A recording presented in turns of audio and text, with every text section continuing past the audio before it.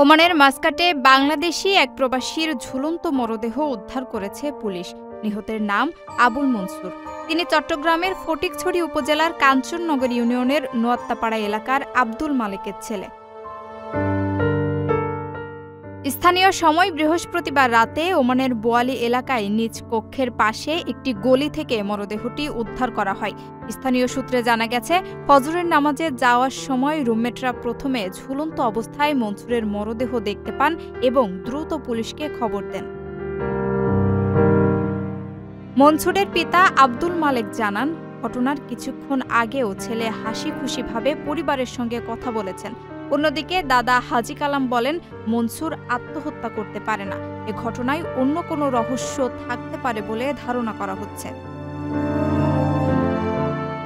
এদিকে পরিবার জানায়, মনসুরের 2 কন্যা ও 1 পুত্র সন্তান রয়েছে। তার অকাল মৃত্যুতে এলাকায় নেমে এসেছে শোকের ছায়া। ওমান পুলিশ জানিয়েছে, এটি আত্মহত্যা নাকি পরিকল্পিত হত্যা তা নিশ্চিত হতে তদন্ত চলছে।